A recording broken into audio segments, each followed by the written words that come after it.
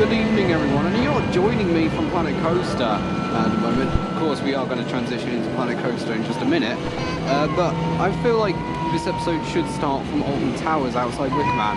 Of course the whole subject of this recreation, because I just want to explain something as to why I'm doing custom catwalks instead of the in-game catwalks. And it's just stopped and lifted up there, but and it's because the in-game catwalks are incredibly wide. The catwalks down here, if you just see, if I can point to them, those ones there, they are a lot thinner than the ones in-game.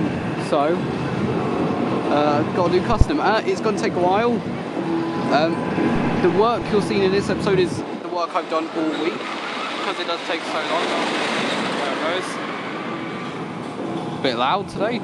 But yeah, it's got to be done, and of course I've said I want this to be the most accurate recreation I've ever done. It's going to be custom catwalks, custom supports. I need to get all the terrain spot on, because Wicker Man's terrain is so odd. So yeah, let's just cut to the Planet Coaster content, shall we? So then, for the first bit of the video, we are taking a look at the S-bend out to the station and into the lift hill. And this was quite nice to do, actually. I didn't feel frustrated when doing this. I didn't get annoyed at Planet Coaster like I have in other times when I've been building Planet Coaster.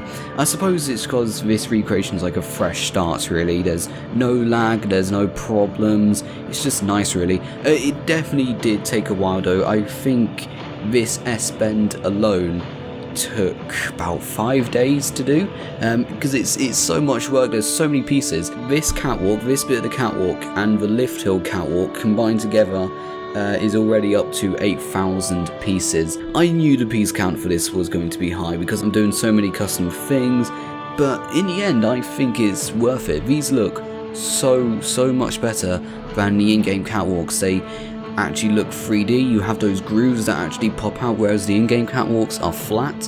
And so yeah, definitely if you want to build a realistic wooden coaster, just go for it. Just go and do custom supports and custom catwalks, because it just looks so much better than the auto-generated ones that Frontier made.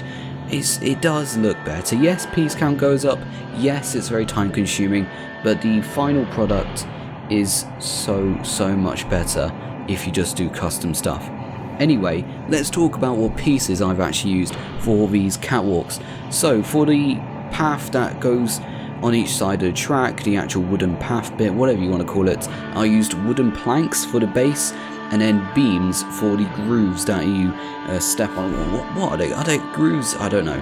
Let's just call them grooves. And I've actually used beams for most of this catwalk, to be completely honest. The wooden planks on the track that you see going down there, there's two on them. There's two on the track. Last time I used the wooden plank pieces that I used on the catwalk itself, and they're just too wide.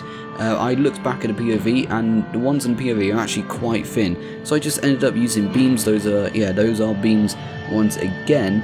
And then for the fence on each side, they used the standard wooden pillar, about 2 meter wooden pillar from the Spooky DLC, and then the same beams from the track on top of them to actually make it look like a proper fence. For the cable that goes in between the track, I did use a standard TMTK cable. You can literally just go on a TMTK workshop and it will be there. And then you can't really see it in this screenshot. Well, I mean you can if you look closely, but I've actually put bolts on the track, and for those I used a 10cm sphere that's also on a TMTK workshop. And you don't really see it, but when you do see it, it does add a lot more detail to it. So now, instead of just explaining the lift hill or showing it to you, I thought I'll go back and do a time lapse like I used to do, and just show you the process of how it's been built, doing all the planks, the catwalks, the posts that go alongside. And whilst you watch this time lapse, I actually want to talk about my recent visit to Scarefest. So this was my first ever Scarefest, first ever time going in any of the mazes there, and I've got to say I enjoyed it quite a bit. I think Mine Tours is definitely the strongest maze. A lot of people have been saying Mine Tours are the weakest maze. I don't know why, because I loved it. If you want a maze sort of theming but not the scares, then Darkest Depths is definitely a maze. I have to say, with Freak Show's a good maze, but if you're going in there for scares, don't expect so much, because it's a very open, you do get jump scared in there, but at the same time they don't get right in your face like Mine Tours or Attic. And that's something else I noticed as well with Scarefest. They said, you know, the scares will be distanced or they'll be behind walls and such. Yeah, no, it wasn't. The actors do come up right in your face.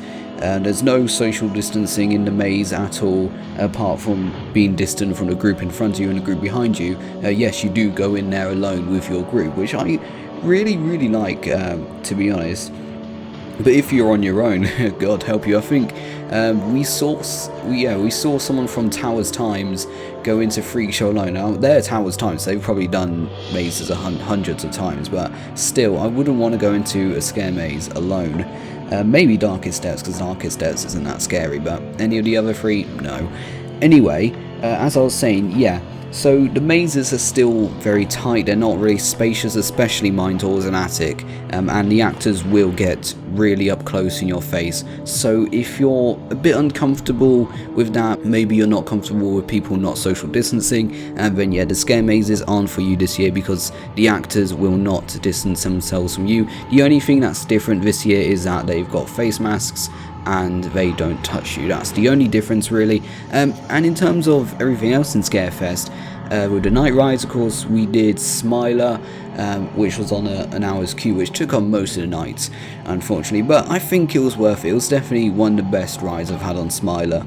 And then to end the night, we had like 3 rides on Nemesis, because it was all on walk-on, right at park close, and God, those were the best rides I've had on Nemesis. Honestly, Scarefest this year, do it. Honestly, if you have the opportunity to do it, if you've got the chance to do it, because the COVID, all the COVID measures, the pandemic, it doesn't take anything away from Scarefest at all, in my opinion. I think it's still the same Scarefest that I've seen from previous years. If not, it looks better. There's a lot more things to do. There's the Garden Lights Walk, and do be aware with the Garden Lights Walk, you can't just stroll in. It is like an actual attraction you have to queue up for. What they do, they blockade all the other entrances into the gardens, and the only entrance you can go through is the archway entrance just in front of the towers, and then you have to queue up there and they let you in. You have to follow a trail going through the garden, so do bear that in mind. You can't just waltz in like you normally would. You do have to actually queue up, and it might take up a bit of your evening. In terms of other entertainment, like the family entertainment, we didn't really see any of that. We don't bother with that sort of stuff because it means for kids, isn't it? And yeah, I didn't see Wicker Man in dark, unfortunately, because, well, we were up at Smiler and Forbidden Valley for most of the night. So maybe on the pass holder day we might get Wicker Man night ride, depending on when the park closes. I don't know when the park closes for the pass holder day. That's the last day of the season for Towers as well. And normally it's quite weird, isn't it? Because normally Alton Towers is the last park to close for the year. But this year it's Pleasure Beach, isn't it? Pleasure Beach have extended their season into December. So I hope you enjoyed watching this time lapse whilst I've been talking about Scarefest. And now let's go into a few stills, a few cinematics, and just briefly go over the lift hill, explaining a few things and what I've done and what pieces I've used. Right then, so just to briefly explain this lift hill, I'm not going to go over the catwalk because I just did a few minutes ago earlier in the video, but I will go over what pieces I've used for those bits on the track, and also some of the electrical stuff on the side and the camera. So on the track, it's mainly beams and wire pieces, just the same as the catwalk, but I'm also using Team TK anti-rollback pieces, and they can put on all your lift hills. I think iDrone made them, they are on the workshop, you can just search them up. Anti-rollback for lift hills, I don't really know what to search, but basically just search something along the lines of anti-rollback. And yeah, they work really well. They look so much better than the in-game anti-rollback. In-game anti-rollback is terrible. I don't know how Frontier allows something that looks that bad into the game, but here's Frontier.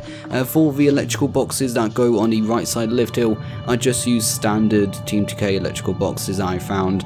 I really can't remember who made them. I'll go and check who made them and put them in the video description for credits. But yeah, it's relatively simple pieces that all work together to actually make a really good and complex looking lift hill, rather than the standard in-game one that I did with the previous Wicker Man recreation. This version just looks so much better. I'm actually so happy I've decided to completely redo it. Now, in terms of that little Big Bob teaser you saw at the start of the video, that's not going to be in this video. I was just putting that in there because I've been working a bit on Big Bob. I've done the steel structure and like the outline of the head and the special effects on Big Bob, but that will be in a later episode when most of the catwalks are done and maybe some of the supports are done. Big Bob isn't going to be featured anytime soon, but eventually we will get onto Big Bob. So with that being said, thank you very much for watching today's video. I hope you've enjoyed this episode of Wicker Man Recreation. I'll see you in the next video. Goodbye.